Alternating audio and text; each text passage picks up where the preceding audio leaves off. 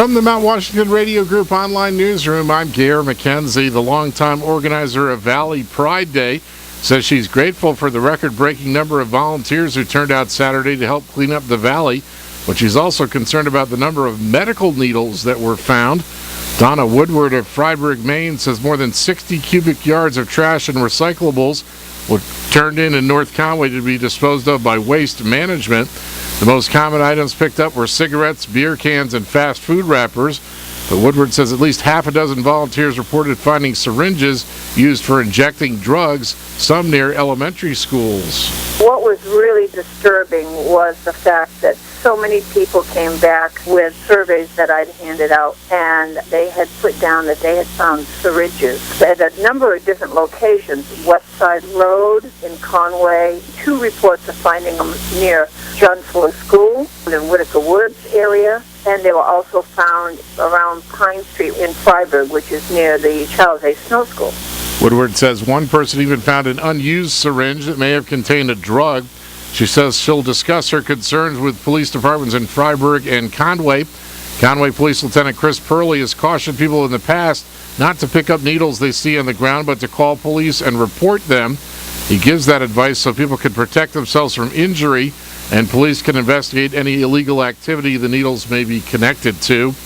In this case, Purley says, quote, "It's unfortunate this type of material is found in our community during such a positive event. It's a regular reminder of the ever-present dangers illicit drugs pose to our public health, even here in the valley." A late advocate for trout fishing who worked to build and preserve habitat for trout in Conway and around the state of New Hampshire is being recognized for his efforts by the New Hampshire Fish and Game Commission.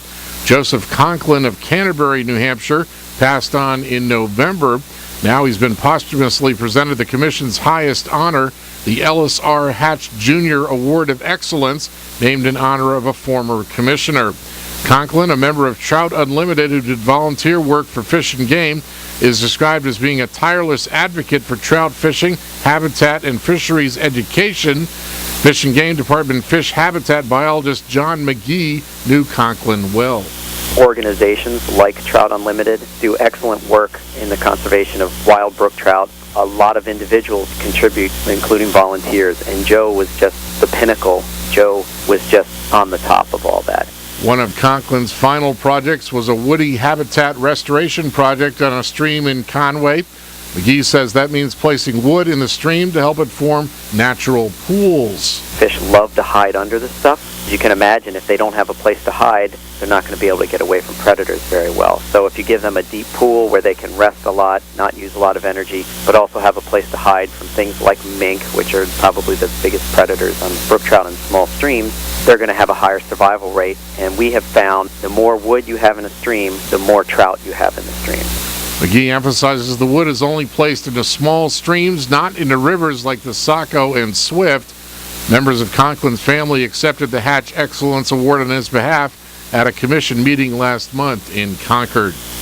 In Maine News, independent candidate for Governor Elliott Cutler is highlighting his energy and environmental ideas. Cutler, who's trying to unseat Republican Governor Paul LePage in November, will discuss his energy platform today in Bangor. Last month, Democratic candidate Mike Michaud called for Maine to cut dependence on heating oil in half by implementing mandatory energy efficiency ratings for new homes and boosting the state's use of renewable energy like wind and solar. LePage has been critical of wind and solar energy because of the high costs and has said he would support any policy that reduces Maine's utility bills. The Republican governor has pushed for the expansion of the natural gas pipeline in Maine to bring down the state's energy costs.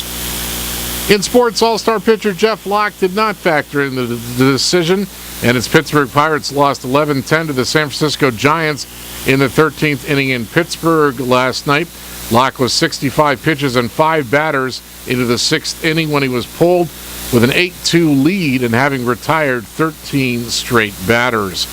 The New Hampshire Fisher Cats got a 5-0 shutout win over the B-Mets last night in Manchester. The Portland Sea Dogs beat the Reading Fightin' Phils 8-1 in Portland. The Red Sox were off yesterday. They host the Cincinnati Reds tonight at Fenway, and the Bruins are at Montreal tonight to continue their NHL playoff series. In the weather, partly sunny this morning, then becoming mostly cloudy. Highs in the lower 60s. Northwest winds around 10 miles per hour.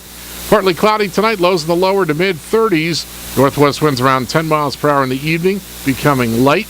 And partly sunny on Wednesday, highs in the lower 60s.